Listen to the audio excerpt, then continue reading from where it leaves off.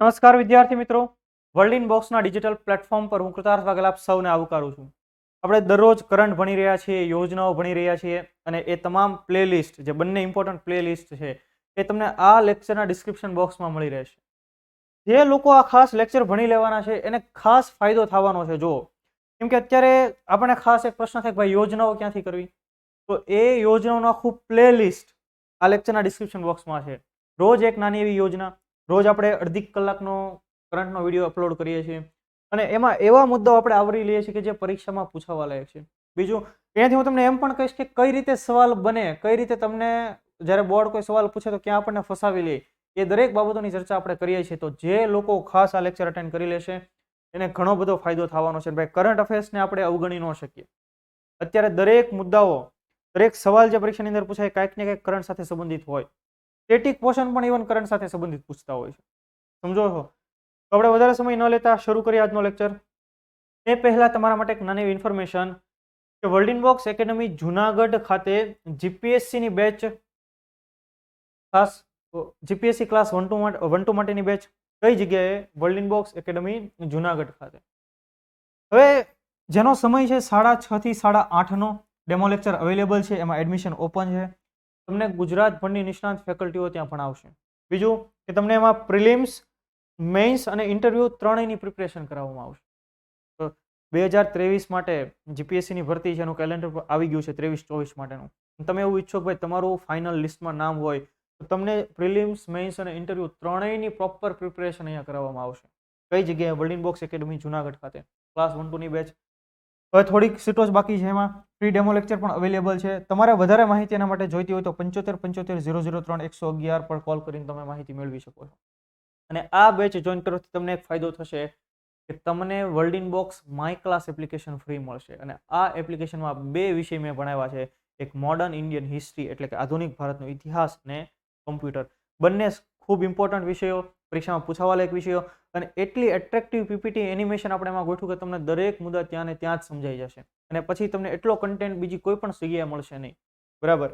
તો આ વાત થઈ જુનાગઢ ખાતે શરૂ થનારી બેચની.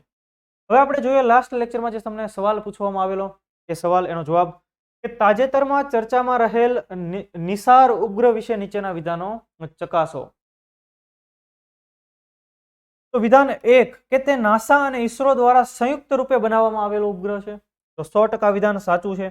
અને તે પૃથ્વી અવલોકન ઉપગ્રહ છે, અર્થ ઓબ્ઝર્વેશન સેટેલાઇટ છે. તો કે હા, આપણા વાતાવરણના જે ચેન્જીસ થાય, ક્લાઇમેટ ચેન્જ જે થાય છે એ સંબંધિત એક કામ કરશે. આપણે આખો મુદ્દો ભણી ગયા છીએ, મેં તમને ભણાવી દીધેલો છે. આ સવાલ મેં તમને લાસ્ટ લેક્ચરમાં પૂછ્યો હતો, પણ એ મુદ્દો એ પહેલાના લેક્ચરમાં આપણે ભણી ગયા છીએ. એટલા માટે આ પ્રશ્નનો સાચો જવાબ થશે સી, એ અને બી બંને. ક્લિયર થાય છે દરેકને? ત્યાર પછી આપણે આપણી મેટર તરફ આગળ વધીએ કે રાષ્ટ્રીય બાળ વિજ્ઞાન કોંગ્રેસ ક્યાં યોજાય? તો કે અમદાવાદમાં યોજાય. પહેલો જ સવાલ. જો તમને કઈ ડિટેલ કહી દો. આ સવાલ શેના સાથે સંબંધિત છે? National Children's Science Congress. નાના નાના ભૂલકાઓની સાયન્સ કોંગ્રેસ. નાના નાના ભૂલકાઓ, નિશાળમાં ભણતા બાળકો, એ લોકોએ પોતાના અલગ અલગ પ્રોજેક્ટ આવડે જે કોંગ્રેસ યોજાય, જે મીટિંગ યોજાય, એક પ્રકારે એક્ઝિબિશન યોજાયું, ત્યાં એમણે રજૂ કર્યા હતા. હવે બીજો એક પણ મુદ્દો છે સાથે, અહીંયા જોઈ લો તમે, ઇન્ડિયા ઇન્ટરનેશનલ સાયન્સ ફેસ્ટિવલ. તો એ ભોપાલમાં યોજાણો. ક્યાં ભાઈ? એટલે બંનેમાં કન્ફ્યુઝન ન થવું જોઈએ. નાના બાળકો માટેની સાયન્સ કોંગ્રેસ અમદાવાદમાં, જ્યારે ઇન્ડિયા ઇન્ટરનેશનલ સાયન્સ ફેસ્ટિવલ એ ભોપાલમાં યોજાણો હતો. આ બંને મુદ્દા કન્ફ્યુઝન કરાવ્યા છે, આપણને ન રહેવું જોઈએ. હવે આપણે મેટર પણ ભણી લઈએ કે વિજ્ઞાન અને ટેકનોલોજી વિભાગ, department of science and technology, એના અંતર્ગત કામ કરતી સંસ્થા રાષ્ટ્રીય વિજ્ઞાન અને ટેકનોલોજી પરિષદ, national council of science and technology. તો એમના દ્વારા તાજેતરમાં 30મી રાષ્ટ્રીય બાળ વિજ્ઞાન કોંગ્રેસનું આયોજન કરવામાં આવેલું. કઈ જગ્યાએ? સાયન્સ સિટી અમદાવાદ ખાતે. તો પહેલો જ મુદ્દો ને પહેલો સવાલ, બાળકો માટેની સાયન્સ કોંગ્રેસ ક્યાં યોજાય? સાયન્સ સિટી અમદાવાદ ખાતે યોજાય. કેટલામી આવૃત્તિ હતી? 30મી આવૃત્તિ હતી, જેનું ઉદ્ઘાટન ગુજરાત વિજ્ઞાન અને ટેકનોલોજી વિભાગના સચિવ વિજય નેહરાએ કરેલું. આની થીમ શું હતી? આજે આખી કોંગ્રેસ યોજાય, સાયન્સ કોંગ્રેસ, નાના બાળકો માટેની થીમ શું હતી? તો કે understanding ecosystem for health and wellbeing. સ્વાસ્થ્ય અને સુખાકારી માટે પારિસ્થિતિકી તંત્રને સમજવું, એવી આની કંઈક થીમ રહેલી હતી. આ સવાલ પણ તમને પૂછાય, વિધાન સ્વરૂપે પણ આમાંથી સવાલ નીકળે. ઘણી અલગ અલગ પેટર્નમાં સવાલો પૂછાય તો આપણને ખ્યાલ પડવા જોઈએ. તમે અહીંયા જો Gujarat council on science and technology, આ 30મી આવૃત્તિ હતી, એ પણ આપણને ખબર હોવી જોઈએ. અને કયા સ્થળે, તો એ પણ આપણને ખબર હોવી જોઈએ, સાયન્સ સિટી અમદાવાદ. કેમ કે ગુજરાતની કોઈ મેટર હોય ને આપણે ગુજરાતની સરકારની પરીક્ષાની તૈયારી કરતા હોય તો આપણને ગુજરાતના મુદ્દાઓ તો પહેલા ખ્યાલ હોવા જોઈએ. એટલા માટે Gujarat council on science and technology, Gujarat council of science city અને SL એજ્યુકેશને આ ઇવેન્ટ માટે ખાસ પોતાની કામગીરી નોંધાવેલી, પોતાની ભાગીદારી નોંધાવી હતી. અને દેશભરના 1 થી 17 વર્ષની વય જૂથના 850 થી વધુ વિદ્યાર્થીઓએ રાષ્ટ્રીય બાળ વિજ્ઞાન કોંગ્રેસમાં પોતાના અલગ અલગ પ્રોજેક્ટ રજૂ કર્યા હતા. ખાસ આવી બધી પ્રોજેક્ટ માટે આવી બધી શું કામ ઇવેન્ટ કરવી પડે, તો કે ભાઈ ભારતના બાળકો જે અલગ અલગ ફિલ્ડમાં ભણે છે અને એ આવા અલગ અલગ પ્રોજેક્ટ, પોતાના વિચારો એમના શિક્ષકો થકી કે વગેરે થકી ત્યાં રજૂ કરે અને જેનાથી સાયન્સનું વધારે ડેવલપમેન્ટ થશે. અને બાળકો હવે આવી કોઈ કોંગ્રેસની અંદર ભાગ લે, એમાં એને એવોર્ડ મળે એટલે એની સાયન્સમાં રુચિ વધે અને એનાથી ભારતની અંદર ભવિષ્યમાં સાયન્સ એન્ડ ટેકનોલોજીનો વ્યાપ વધે. એટલે આવી ઇવેન્ટ યોજાતી હોય છે. અને આ પ્રકારની ઇવેન્ટની શરૂઆત ક્યારે કરવામાં આવેલી? વર્ષ 1993 થી કરવામાં આવેલી. ખ્યાલ પડે છે તમને દરેકને? તો આ વાત થઈ રાષ્ટ્રીય બાળ વિજ્ઞાન કોંગ્રેસ અમદાવાદ. કયા કયા ખાસ ફિલ્ડ ઉપર ભાર મૂકાણું હતું તમે જુઓ. મહત્વના ખાસ વિષયો સ્ટેમ. સ્ટેમ તમે નામ સાંભળ્યું હોય તો સ્ટેમમાં S એટલે સાયન્સ, T એટલે ટેકનોલોજી, E એટલે એન્જિનિયરિંગ અને M એટલે મેથેમેટિક્સ. તો આ સ્ટેમ સબ્જેક્ટ વિજ્ઞાન, ટેકનોલોજી, એન્જિનિયરિંગ અને ગણિત, એટલે ભારતની અંદર આ સ્ટેમ સબ્જેક્ટનું પ્રમાણ વધે, એનો ગ્રાફ ઊંચો થાય, લોકો એમાં એડમિશન લેતા થાય, સાયન્સ ભણતા થાય, તો નોબેલ પુરસ્કાર ભારતમાં આવશે ને. ભારત વિશ્વમાં વિજ્ઞાનના વિદ્યાર્થીઓનું 29.2% યોગદાન આપે છે. તમે વિચારો કે 100 વિદ્યાર્થીઓ સાયન્સ ભણતા હોય તેમાં 29.2, અંદાજિત 30 જેટલા વિદ્યાર્થીઓ, 29 જેટલા વિદ્યાર્થીઓ ભારતના હોય. યુરોપિયન યુનિયન 9.5%, અમેરિકા 6% અને ચીન 26% યોગદાન આપે છે. અને આપણે આ યોગદાન હજી આગળ લઈ જવાનું છે. ખાસ કયા ફિલ્ડના, કયા સબ્જેક્ટની અંદર? Stem subject, science, technology, engineering and maths.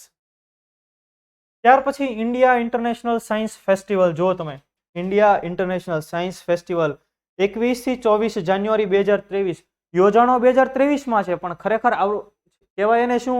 India international science festival 2022. ક્યાં યોજાણો? ભોપાલની અંદર યોજાયો. ખાસ આપણે સીધો સવાલ પૂછાય, શહેરનું નામ પૂછાય, આપણને ખ્યાલ હોવો જોઈએ. 21 થી 24 જાન્યુઆરી 2023 Maulana Azad national institute of technology, જેને આપણે NIT કહેતા હોઈએ છીએ, ભોપાલ ખાતે આવેલી, ત્યાં આ ઇન્ડિયા ઇન્ટરનેશનલ સાયન્સ ફેસ્ટિવલ યોજાણો હતો. તો આવી જ એક NIT, જો આનું નામ શું છે? Maulana Azad national institute of technology. આવી જ એક NIT આપણા ગુજરાતમાં પણ છે, જેને આપણે SVNIT કહીએ છીએ, જેનું પૂરું નામ શું થાય? Sardar Vallabhbhai Patel national institute of technology. ક્યાં આવેલી છે? સુરત ખાતે આવેલી છે. હવે સુરત યાદ આવે એટલે આપણને સાથે શું યાદ આવે? કે સુરત આપણે એને ડાયમંડ સિટી તરીકે ઓળખીએ છીએ. સુરતની અંદર ખાસ 2 બિઝનેસ, કયા કયા? એક ડાયમંડ એટલે કે હીરા ઉદ્યોગ અને બીજો ટેક્સટાઇલ એટલે કે કાપડ ઉદ્યોગ. ઇન શોર્ટ હીરા અને લીરા.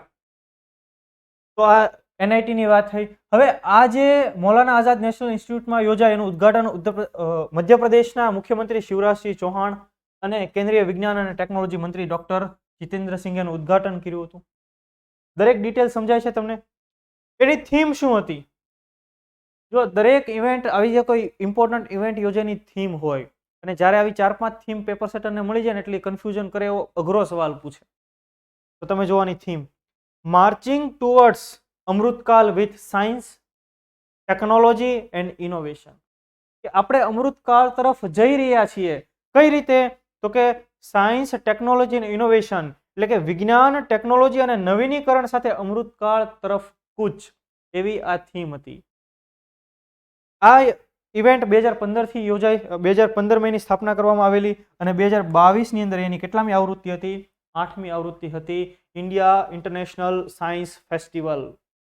ખ્યાલ આવે છે તમને દરેકને? ક્યાં? MNIT ભોપાલની અંદર. ત્યાર પછીનું ખૂબ જ ઇમ્પોર્ટન્ટ સવાલ આમાંથી પૂછાય એવો ખૂબ જ ઇમ્પોર્ટન્ટ મેટર, ભારતનું એક મહત્વનું mission Aditya L1. Aditya L1 જૂન જુલાઈ 2023 સુધીમાં લોન્ચ કરવામાં આવશે. તો પહેલા આદિત્ય, તો સૂર્યના ઘણા બધા નામ છે, એમાંનું એક નામ એટલે આદિત્ય. તો આ આદિત્ય L1 મિશન ખાસ તમે યાદ રાખો, સૂર્યના અભ્યાસ માટેનું છે. તો આપણને પહેલા એ જ ખબર પડી જવી જોઈએ. સવાલ પૂછાય તો કે આદિત્ય L1 મિશનનો ઉદ્દેશ્ય શું? તો કે સૂર્યનો અભ્યાસ કરવો. કે સૂર્યમાંથી આટલી બધી ઉર્જાનો જે સ્ત્રોત છે એનો ખાસ અભ્યાસ કરવો. તો એટલે એનું નામ છે આદિત્ય L1 મિશન. L1 શું એ પણ આપણે જોઈએ છીએ, બરાબર. ખરેખર કેમ એને L1 એવું નામ કીધું? તો જો આદિત્ય L1 સૂર્ય અને સૌર કોરોનાનો અભ્યાસ કરવા માટે ભારતનું પ્રથમ અંતરિક્ષ મિશન. સૂર્યની નજીક આપણે એ ઉપગ્રહને મોકલવાનો છે. તમને અહીંયા ફોટો પણ દેખાય છે. તો આ સૂર્ય, હવે અહીંયા આપણને એની ઉર્જા જોવા મળે. તો આને આપણે એનો કોરોના કહીએ. કોરોનાનો ખરેખર કોરોના એટલે અત્યારે જે રોગ એની વાત નથી, ફરતો જે ભાગ હોય એને એનો કોરોના કહેવાય. તો ત્યાંની સ્ટડી માટે, ખાસ સોલાર એનર્જીની સ્ટડી માટે, સૂર્યના આખા બંધારણની સ્ટડી માટે આદિત્ય L1 મિશન જૂન જુલાઈ 2023 સુધીમાં લોન્ચ કરવામાં આવશે, એવી તાજેતરમાં ઈસરોએ માહિતી આપી છે. હવે આપણે જોઈએ આદિત્ય L1 નામ કેમ L1 પડ્યું? તો L એટલે થાય લાંગરાજ્ય પોઈન્ટ. લાંગરાજ્ય પોઈન્ટ એટલે શું? લાંગરાજ્ય પોઈન્ટ એટલે શું? તો કે સૂર્ય, જો આ સૂર્ય અને આ પૃથ્વી, એની વચ્ચેનો એક પર્ટિક્યુલર એવો વિસ્તાર, એક એવો પોઈન્ટ કે જ્યાંથી આપણે સૂર્યનું સ્ટડી કરી શકશું, એને એ લાંગરાજ્ય પોઈન્ટ છે. અને ત્યાં સુધી આ મિશનને મોકલવામાં આવશે અને ત્યાં આ ઉપગ્રહને સેટ કરવામાં આવશે અને ત્યાંથી એ આ બધો અભ્યાસ કરશે, સ્ટડી કરશે અને બધી માહિતી આપણા સુધી પહોંચાડશે. તો જો એવી જ ડિટેલ અહીંયા લખેલી છે કે આદિત્ય L1 મિશન, કે જે મૂળભૂત રીતે આદિત્ય L1 ના નામે ઓળખવામાં આવતું હતું, તે શરૂઆતમાં 400 કિલોગ્રામ વર્ગના ઉપગ્રહ તરીકે 800 કિમી નિમ્ન પૃથ્વી કક્ષા એટલે કે લો અર્થ ઓર્બિટમાં સ્થાપિત કરવાનું હતું. એટલે કે આ ઉપગ્રહને ક્યાં સ્થાપિત કરવાનો હતો? તો કે લો અર્થ ઓર્બિટની અંદર. પણ હવે એને ક્યાં? L1 લાગ્રાન્જ પોઈન્ટ ઉપર મોકલવામાં આવશે.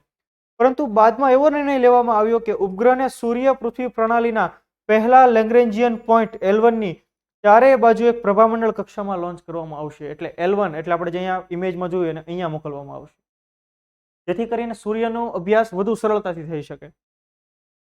તેમાં કુલ 7 પેલોડ હશે. કેટલા પેલોડ? ટોટલ 7 પેલોડ, જેમાં વિઝિબલ એમિશન લાઇટ કોરોનાગ્રાફ પ્રમુખ છે. હવે આપણે એના સાથે 7 પેલોડ પણ જોઈ લઈએ.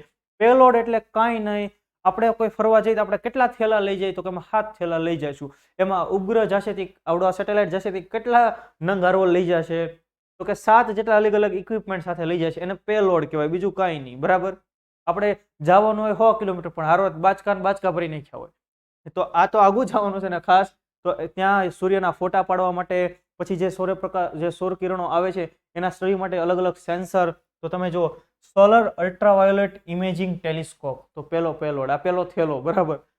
Solar low energy X-ray spectrometer, high energy L1 orbiting X-ray spectrometer, Aditya solar wind particle experiment, plasma analyser package for Aditya અને advance triaxial high resolution digital magnetometer. તો આ અલગ અલગ થેલકા લઈ જવામાં આવશે આ આદિત્ય L1 મિશન અંતર્ગત, જે જૂન જુલાઈ 2023 સુધીમાં લોન્ચ કરવામાં આવશે. અને સૂર્યના અભ્યાસ માટે ભારતીય અવકાશ સંશોધન સંસ્થા ઈસરોનું પહેલું આ મિશન. આપણે ઈસરોની કાલે ચર્ચા કરી હતી, ઘણી બધી વખત ચર્ચા કરીએ. ક્યારે સ્થાપના થઈ એની? 1969. તારીખ કઈ? 15 ઓગસ્ટ. અત્યારે એના અધ્યક્ષ કોણ છે? તો કે S સોમનાથ. અત્યારે એના વડા તરીકે કાર્યરત છે, તો એ આપણને ખ્યાલ હોવો જોઈએ. અને આ સંસ્થાની સ્થાપનામાં પાયાના પથ્થર એટલે ડોક્ટર વિક્રમ સારાભાઈ. ડોક્ટર વિક્રમ સારાભાઈ યાદ આવે એટલે આપણે તરત ફિઝિકલ રિસર્ચ લેબોરેટરી અમદાવાદ પણ યાદ આવે. તો ઘણી બધી ડિટેલ જીકે આપણે જોડી શકીએ સાથે, બરાબર. માતરના પરિએજમાં દેશનું પ્રથમ સારસ ક્રેન ફેસ્ટિવલ યોજવાયો. સારસ ક્રેન ફેસ્ટિવલ કઈ જગ્યાએ? ખેડાના માતરના પરિએજ ખાતે. તમે જો 2 ફેબ્રુઆરી 2023, કે જેને આપણે વર્લ્ડ વેટલેન્ડ ડે એટલે કે વિશ્વ આર્દ્રભૂમિ દિવસ તરીકે ઉજવીએ છીએ. વેટલેન્ડ કે એવો વિસ્તાર કે જ્યાં જે જલીય ઇકોસિસ્ટમ છે, આપણી વોટર ઇકોસિસ્ટમ એ સારા પ્રમાણમાં હોય, અલગ અલગ ત્યાં આપણને મછલીઓ કે વગેરે જાતિઓ આપણને જોવા મળતી હોય. વેટલેન્ડ કે તમે ફોર એક્ઝામ્પલ જુઓ કે સુંદરવનના વિસ્તારો છે આપણે પશ્ચિમ બંગાળની અંદર, આપણે ગુજરાતના ઘણા બધા એવા વિસ્તારો કે જેને કારણે ત્યાંનું એન્વાયરમેન્ટ ઇકોલોજી ખૂબ સારી રીતે જળવાઈ રહે, એવી ખાસ જે જમીનો હોય તો એને આપણે શું કહીએ? વેટલેન્ડ કહીએ, આર્દ્ર ભૂમિઓ. એ સંબંધિત દિવસ 2 ફેબ્રુઆરી. તો જો માતર તાલુકો, ખેડા જિલ્લાનો માતર તાલુકો, એનું પરિયેજ સરોવર, ત્યાં ભારતનો સૌપ્રથમ સારસ ક્રેન ફેસ્ટિવલ યોજાયો હતો. તો કેમ ત્યાં જ ઉજવવામાં આવ્યો હતો? જુઓ તમે, કે સમગ્ર ભારતમાં ગુજરાતના માતરનું પરિયેજ સારસની સંખ્યાની દ્રષ્ટિએ બીજા ક્રમે છે. સારસ સૌથી વધારે ઉત્તર પ્રદેશમાં જોવા મળે છે, બીજા ક્રમે ગુજરાતમાં જોવા મળે છે. સૌથી વધુ સારસની સંખ્યા ઉત્તર પ્રદેશમાં, બીજા ક્રમે ગુજરાતમાં. અને ગુજરાતમાં તે જેટલા પણ સારસ પક્ષીઓ જોવા મળે છે એ પૈકી 60% સારસ પક્ષીઓ ખેડા જિલ્લાના માતર તાલુકામાં જોવા મળે છે, ખાસ આ પરિયેજ સરોવર ખાતે. અને એટલા માટે થઈને દેશનો પ્રથમ સારસ ક્રેન ફેસ્ટિવલ ત્યાં ઉજવવામાં આવ્યો. આ સવાલ તમે ધારી લો, પૂછાવાની પૂરેપૂરી સંભાવના છે. ક્લિયર? ખેડા જિલ્લામાં સારસ પક્ષીઓની સંખ્યા 2015-2016માં 500 હતી, જે હાલમાં વધીને 900,000 સુધી પહોંચવા આવી છે. 992 જેટલી સંખ્યા એની પહોંચી ગઈ છે. તો સારસ ક્રેન સૌથી વધારે એની સંખ્યા ઉત્તર પ્રદેશમાં, બીજા નંબરે ગુજરાતમાં. અને ગુજરાતમાં 60% વસ્તી ક્યાં? ખેડા જિલ્લાના માતરના પરિયેજ સરોવર ખાતે. ખ્યાલ પડશે તમને દરેકને? ઓકે. એર્નાકુલમ 10,000 નવા માઇક્રો, સ્મોલ એન્ડ મીડિયમ એન્ટરપ્રાઇઝની નોંધણી કરનારો દેશનો પહેલો જિલ્લો બની ગયો. Micro, small and medium enterprises, સૂક્ષ્મ, લઘુ અને મધ્યમ કક્ષાના ઉદ્યોગો. આ સંબંધિત 10,000 જેટલા ઉદ્યોગોનું રજીસ્ટ્રેશન સાથે એર્નાકુલમ દેશનો પહેલો જિલ્લો બની ગયો છે. કેરળ સરકારે એના માટે ખાસ કામગીરી કરી. જોઈએ આપણે. કેરળ સરકારે જ્યારે એનું બજેટ જારી કર્યું, વર્ષ 2022-23 નું બજેટ, તો એમણે પહેલા નાણાકીય વર્ષ 2022-23 ને પહેલા તો ઉદ્યમ વર્ષ તરીકે ઘોષિત કર્યું.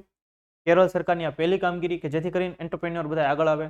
બીજી કામગીરી કે 2022-23 ના બજેટમાં એણે એક એન્ટરપ્રાઇઝ કેમ્પેઇન શરૂ કર્યું, ઉદ્યમ અભિયાન શરૂ કર્યું, કે જેથી કરીને ઉદ્યમ કરનારાઓ, ઉદ્યોગપતિઓ બધા આગળ આવે, નવા નવા સ્ટાર્ટઅપ ખોલે, એના માટે રજીસ્ટ્રેશન વગેરે થાય. તો આવી બે કામગીરી કેરળ સરકારે કરી. પહેલી કામગીરી ઉદ્યમ વર્ષ ઘોષિત કર્યું, બીજી કામગીરી બજેટની અંદર ઉદ્યમ અભિયાન શરૂ કર્યું. અને એના ભાગરૂપે કેરળની અંદર અલગ અલગ રજીસ્ટ્રેશન છે. અને એ 10,000 થી વધુ MSME રજીસ્ટ્રેશન કરનારો દેશનો પહેલો જિલ્લો બની ગયો એર્નાકુલમ. યાદ રહેશે? કેરળની અંદર એણે અભિયાન જે લોન્ચ કર્યું, ઉદ્યમ અભિયાન, એની ટેગલાઇન પણ હતી, માય એન્ટરપ્રાઇઝ નેશન પ્રાઇડ. મારું એન્ટરપ્રાઇઝ નેશન એનાથી ગર્વ અનુભવશે, પ્રાઇડ થશે. એર્નાકુલમ 10,000 થી વધુ નવા MSME ની નોંધણી કરનારો પહેલો જિલ્લો બની ગયો છે, micro, small and medium enterprises. સીધો સાદો સરળ સવાલ અહીંથી તમને પૂછાય, કેમ આ બધું સફળ થયું? કેમ આવી ઇમ્પોર્ટન્ટ ઘટના બની? કેમ 10,000 લોકો અહીંયા રજીસ્ટ્રેશન કરાવ્યા? તો કે એ બધા MSME જે રજીસ્ટર થયા છે એને એવું વાતાવરણ મળ્યું હશે. આના માટે ખાસ શબ્દ હોય જેને આપણે કહેતા હોય છે ઇઝ ઓફ ડુઈંગ બિઝનેસ. આપણે એને શું કહીએ છીએ? Ease of doing business. એવો વિસ્તાર, એવો દેશ કે જ્યાં ધંધો કરવામાં વધુ સરળતા હોય, ત્યાં લેબર સરળતાથી મળી જાય, ત્યાં જમીન સરળતાથી મળી જાય, સરકાર વીજળી વ્યવસ્થિત રીતે પૂરી પાડે, ત્યાર પછી ટ્રાન્સપોર્ટેશનની સુવિધા વ્યવસ્થિત હોય, ટેક્સ સિસ્ટમ સારી હોય, ત્યાં પછી કોપીરાઇટના ખાસ પ્રશ્નો ન થતા હોય, વગેરે ખાસ ફિલ્ડની અંદર એવા બધા કામગીરી સરળતાથી હોય, ત્યાંની જ્યુડિશરી સારી હોય, જસ્ટિસ ઝડપથી મળતું હોય, ત્યાંના લોકો સ્કિલ લેબર ઝડપથી મળી જતા હોય. તો જ્યાં ધંધો કરવા માટેની સારામાં સારી સહુલિયત હોય એવા દેશને ઇઝ ઓફ ડુઈંગ બિઝનેસમાં સારો રેન્ક મળે. વર્લ્ડ બેંક અત્યાર સુધી આ ease of doing business report publish કરતો હતો, પણ હમણાં સમયથી એને બંધ કરી દીધેલો છે. તો જો કેરળ સરકારે પણ આવી જ કામ કરી. ઋણ સુધી પહોંચમાં વધારો, જે લોકોને MSME પોતાનું શરૂ કરવું છે, લોન આપી અને આંતરમાળખા આધારિત વિકાસને પ્રોત્સાહન આપ્યું, ઇન્ફ્રાસ્ટ્રક્ચર ડેવલપ કર્યું, સરળતાથી એ પણ થઈ જવું જોઈએ, ટેકનોલોજી સારામાં સારી હોવી જોઈએ, ઔદ્યોગિકરણ, અંતરિયાળ વિસ્તારોમાં કારીગરોને પુનઃચેતનવંતા બનાવવા માટેના પગલાઓ લેવામાં આવ્યા, કારીગરોને પ્રોત્સાહન આપવામાં આવ્યું, અને એના કારણે આ પ્રકારનું આખું આયોજન થયું અને કેરળની અંદર MSME ફિલ્ડની અંદર ક્રાંતિ થઈ. સમજાય છે તમને દરેકને? તો આ વાત થઈ એર્નાકુલમની. ત્યાર પછી આપણે જોઈએ વર્લ્ડ બોક્સ એકેડમી ગાંધીનગર ખાતે 13 ફેબ્રુઆરી 2023 થી સવારે 8 થી 10 માં એક જનરલ બેચ શરૂ થવા જઈ રહી છે. કઈ જગ્યાએ? ગાંધીનગર એકેડમી ખાતે.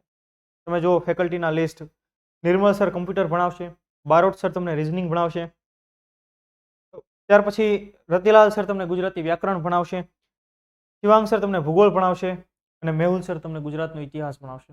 તો આ ખાસ ફેકલ્ટીઓ વર્લ્ડ ઇનબોક્સ એકેડમી ગાંધીનગર ખાતે. જે લોકો આ બેચ જોઈન કરશે એમને એક એપ્લિકેશન આપણી world inbox my class application free મળવાની છે. અને આ એ જ એપ્લિકેશન છે કે જેમાં 2 વિષય મેં ભણાવ્યા છે. એક મોડર્ન ઇન્ડિયન હિસ્ટ્રી એટલે કે આધુનિક ભારતનો ઇતિહાસ, અને બીજો વિષય કમ્પ્યુટર. તમે એટલીસ્ટ જો તમે બેચ જોઈન કરો તો તમને ફ્રીમાં મળવાની જ છે, પણ એટલીસ્ટ નહીં તો તમે જો ડાઉનલોડ ન કર્યું તો ડાઉનલોડ કરો અને તમે એમાં ડેમો લેક્ચર અટેન્ડ કરો. તમે મારા કમ્પ્યુટરમાં લેક્ચર છે જોશો, તમને ખ્યાલ હશે કેવા પ્રકારનું ગ્રાફિક્સ એમાં ઉપયોગ થયો છે, કેવા પ્રકારનું એનિમેશન છે, કેટલી એટ્રેક્ટિવ પીપીટી છે, તમને બધી જ ડિટેલ ત્યાં ખબર પડી જશે. ક્લિયર? તમારે આ બેચ વિશે વધારે માહિતી જોઈતી હોય તો 7575061818 અથવા 823 ઉપર તમે કોલ કરો. ત્યાર પછી એર માર્શલ એપી સિંહ બન્યા ભારતીય વાયુસેનાના નવા પ્રમુખ. સીધો સાદો સરળ પૂછાય. એપી સિંહ ઇન્ડિયન એરફોર્સના નવા ઉપપ્રમુખ, પ્રમુખ નહીં પણ ઉપપ્રમુખ એટલે કે ઉપાધ્યક્ષ બન્યા છે અમનપ્રીત સિંહ એટલે કે એપીસી. કોની જગ્યાએ? તો કે સંદીપ સિંહની જગ્યાએ તેઓ ઇન્ડિયન એરફોર્સના ઉપાધ્યક્ષ બન્યા છે. જ્યારે ઇન્ડિયન એરફોર્સના અધ્યક્ષ કોણ છે? તો કે વિવેક ચૌધરી એના અત્યારે અધ્યક્ષ તરીકે કાર્યરત છે. અહીંયા તમે એપી સિંહનો ફોટો પણ જોઈ શકો છો. હવે જોઈએ ઇન્ડિયન એરફોર્સના અધ્યક્ષ એટલે કે આપણે એને પ્રમુખ કહીએ કે એર માર્શલ કહીએ, બરાબર.